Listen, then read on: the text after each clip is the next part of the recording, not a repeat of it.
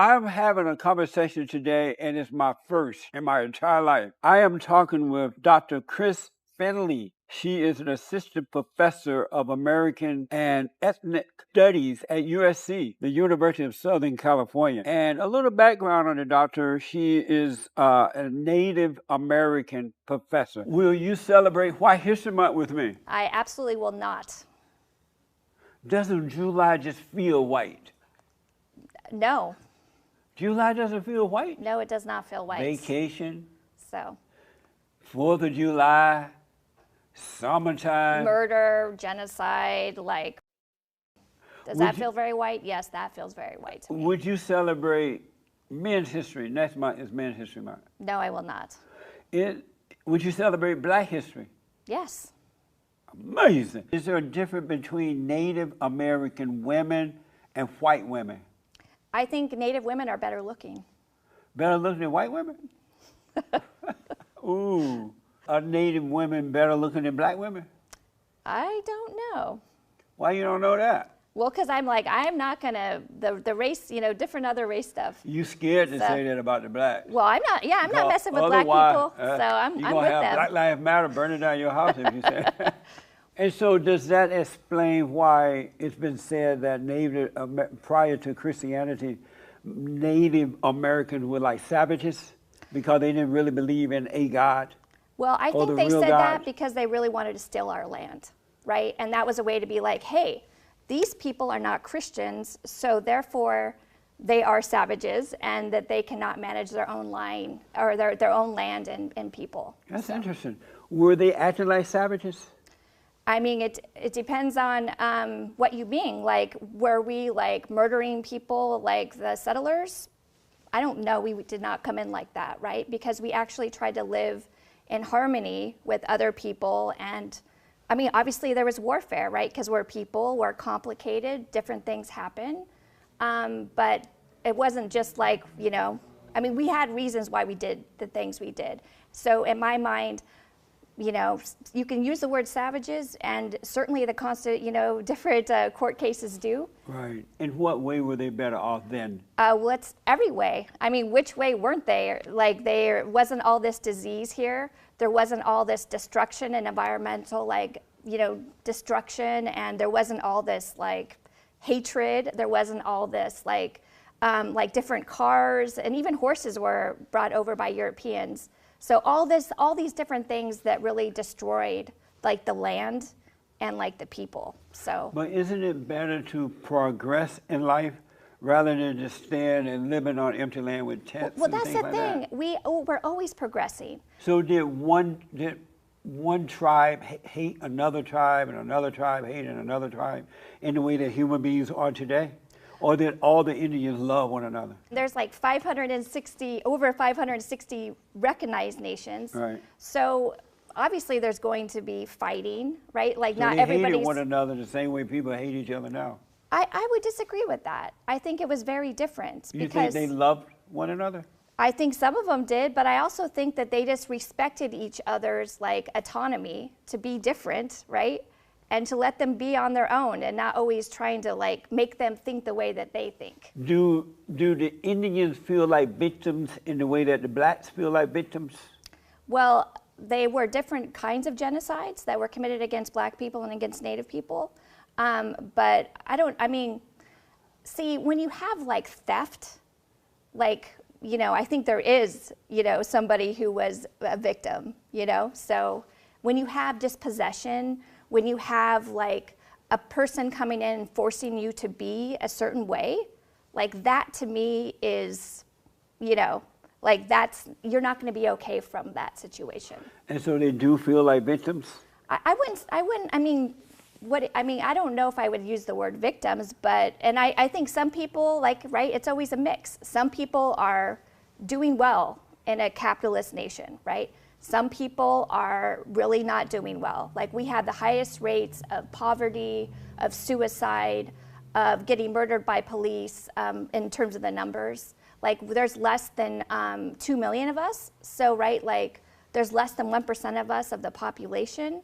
So I wouldn't say things are okay, Exactly. So this is your tribe that is you're talking about, or just the overall? I'm talking now about the overall Oh, picture, okay. and So- also my nation is certainly included into that. And so. do your nation feel like victims?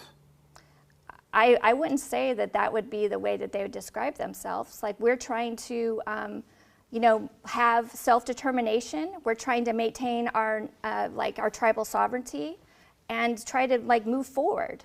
So. Do they want to be friends with the whites, or they don't want to be friends?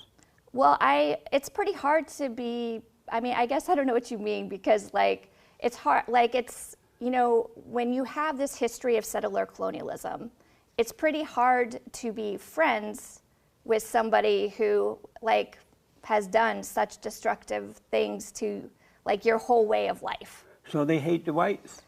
No, I mean, I think it's totally a mixed bag. I mean, a lot of, we often marry white people, Are you married to a white man? No.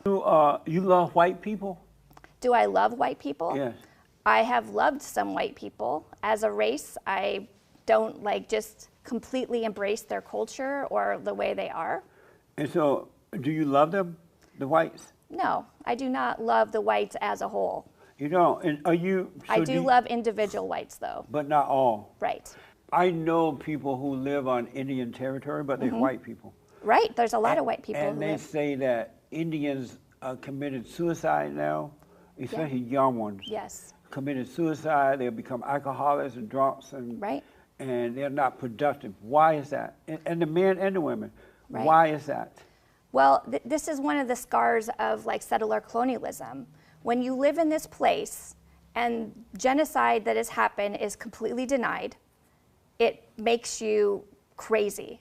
When I look at white culture, and I'm like, if they would have given us what we were promised, we would be some of the richest people in this nation. But that's not what happened, right? So, and when you look around and see all this land, all this prosperity that would have been, that was yours, but that was just stolen from you, it's pretty hard to not feel helpless, right? When we don't get to have jobs, when there's not a lot of jobs on Native nations, or possibilities to go and get into higher education, it's really hard to see a future in the settler nation. Right? But so, and correct me if I'm wrong, because I'm having a ball learning from you right now. Didn't this country give the Indians some land, and they don't have to pay taxes or anything? No, that land was ours. That land was ours. But they do have that land, right? We do have parcels of land. And they don't have to pay taxes and all that stuff? Well, is that true? I'm just asking. If you live on the nation, if you live on the reservation, right, you do not have to pay state taxes. Okay. Right, you still have to pay federal taxes, right? So. And why don't the Indian men take that land and make something of it rather than complaining about what happened? Well, because usually they give Native people the worst possible land that was there, right? Because usually they had this huge parcel of land, and then they give them a little tiny bit. And it's usually the worst land that you can't farm on it, right? You can't do anything with it. So it's pretty hard to make something out of not much at all. So the Indian men are not strong enough to take something or nothing and make something out of it? They're too weak? Well, here's the thing. Some people have done that, right? And I don't think that they're weak. I would never say that. I feel like Native people, the fact we live one day is a miracle of strength and beauty. But isn't it a weakness to become an alcoholic and a drug addict rather than taking a bad situation and making it into isn't that a weakness? Well, I don't see it as a weakness when the U.S. government used that alcohol and drugs as a form of chemical warfare against Native people. What do you mean by that? Because what they did when we were signing treaties, we had no, we never had ever been tried or been close to alcohol, right? We didn't have that. So that's a European thing. So we had no tolerance towards it. We had never, been anywhere near it. So obviously people just got drunk really fast, right? They used it to make Native people sign treaties that were not in our best interest. Did they make them drink? Yes, they did. So they poured it down their mouth? Well, because a lot of times when people are trying to be like Native people, especially, we're generous people, We like to be respectful of traditions, and we saw one of the white man's tradition is drinking during these kinds of things. Right. So I'm sure that, you could just have like a little drink and see, and think, hey, like trying to do what they want, to be polite, to be respectful. If they what I don't understand, and I'm only asking, Yeah. why didn't the men have the same common sense that white people have and the strength to say, no, I don't want to drink? Especially since they were on the land and close to the land and all that. Why didn't they have the logic and the common sense to say, no, Mr. White Man, I don't want to drink? And so are you telling me that the reason the Indian girls and boys and some adults, men committed suicide, becoming drug addicts and alcoholics and all that is because the white man took some land from them? Well, because if you are a land-based people, like indigenous people are, everything we know comes from the land. So our foods, our hunting, skills how to hunt and gather come from the land. So we have people teaching people how to do this. All of these things form immense connection to this place, like where to get berries, where to go get this at certain times of the year. When that is taken away from you, like you're left with like nothing. I grew up speaking of berries, I grew up on a plantation in Alabama, and so there are certain seasons where you know how to go out and get blackberries and strawberries and wild fruits and things like that. But then I left and came here, so I left the land. But I didn't become an alcoholic or a drunk, or I didn't blame the white man. Well, I'm really glad for you, because that's hard not to fall into that. Why? I can understand why women would fall into it, because women are weaker than men. But why would the Indian men fall into it? To hear you talk about the Indian situations and about how they feel, it sounds like the black people. The black people blaming the white man too. Are white people smarter than Indians and blacks? No. But why they are able to overcome rough situations? Because this whole country is built for them. But why were they smart enough to do that though? Why can't the Indian men? They were not smart enough, they stole it. It's a lot easier when they're thieving and they're murdering. It's like a lot easier to be like, hey, we're doing just great here because all of these other people have suffered. But they didn't steal something that didn't exist. So at the time, it was just land, right? But like I'm saying, it was land that we actually were stewards of and had a very close relationship with. Right. But the white man got the land however they got it. They went to war, whatever they did. No, they just took it. They said it was theirs. Right. And they built on it, right? They made it beautiful.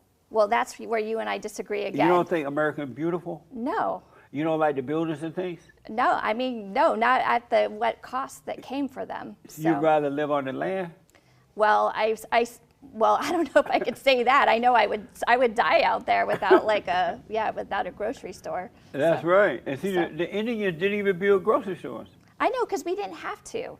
Oh, let me ask. I read or heard or something that when the white man got here, the Indian was sitting around smoking pot, but they call it peyote or something. Peyote? Peyote. Well, peyote and marijuana are very different drugs. Right, but it got you high, right? Very high. The peyote did, right? Yeah, but not every. It was better than the pot. My grandmother had that long, pretty Indian hair. She was an Indian, part Indian. Yeah. I remember that now. Yeah. So maybe I got a little Indian in me. I'm sure you do, because actually that was all like native land down there, right? But they don't like black people.